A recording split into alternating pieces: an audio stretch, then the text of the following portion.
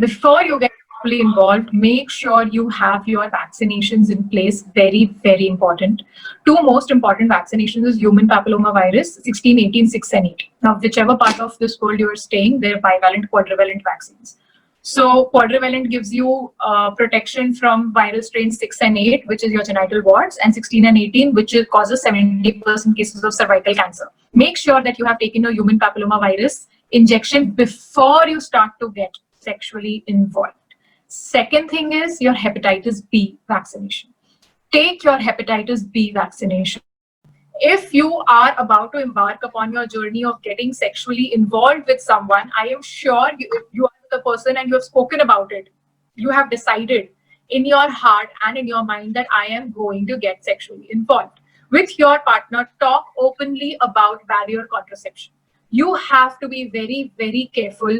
Young girls in your 20s, there are a lot of changes that are happening in your body, and these changes are going to map the road towards your future health, be it your reproductive health, be it your women's health, be it your vaginal health. It is going to be very important, these decisions that you take. So talk about contraception, insist on barrier contraception.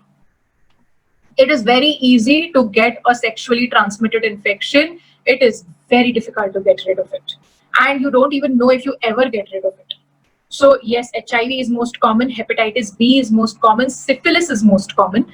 Another thing is there is gonorrhea, chlamydia, then they cause vaginal discharges, you have fever, slowly, steadily due to repeated infections, your own vaginal defense goes down. It can later develop into a pelvic inflammatory disease, which is then again a very broad spectrum disease where you have to take heavy antibiotics. You are constantly living a few days where you have this swelling around your pelvic area, where there is pain. So it all alters your quality of life.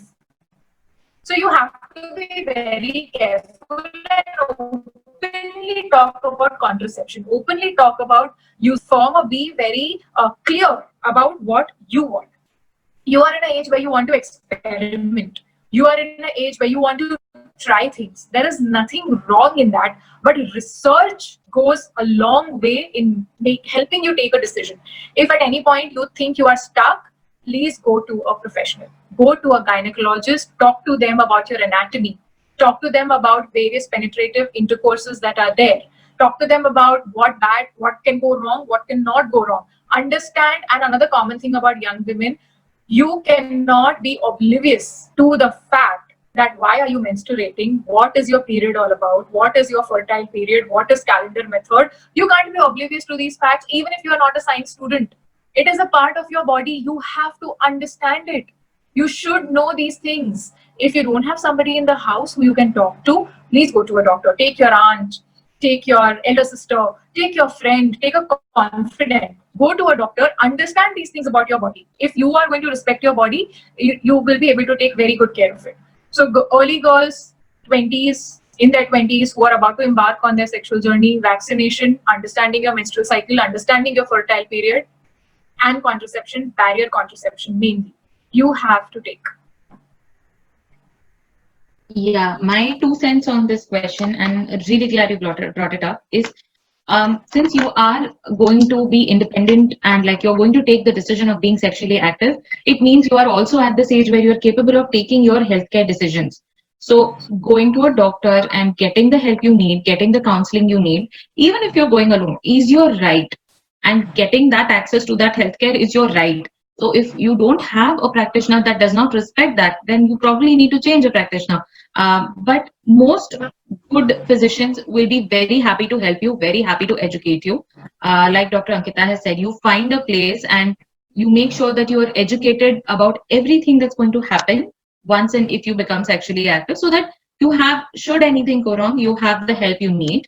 And one more thing that I'll just add very quickly is, if you're going to become sexually active, please look up getting pap smears done and make sure you get at least one pap smear before you turn 30.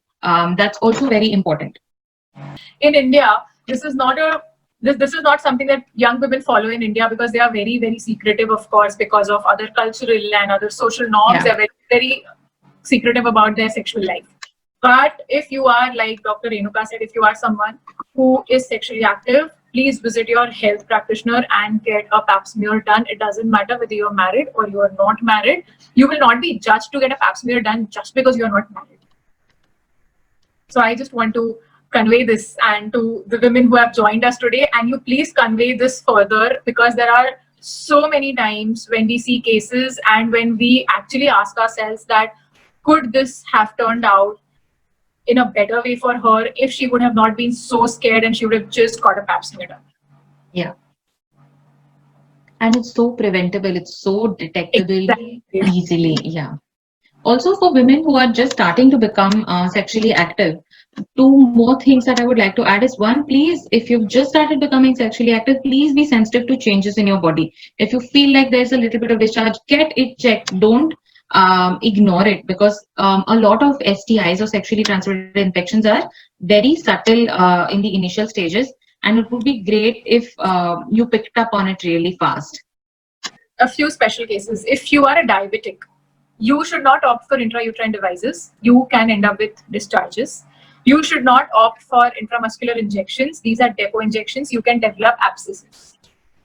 Best way for you could be a progestin tablet along with a calendar method where you know absolutely that you are in the fertile week, and you add on a barrier contraceptive when you are in your fertile week. That's what works best for you.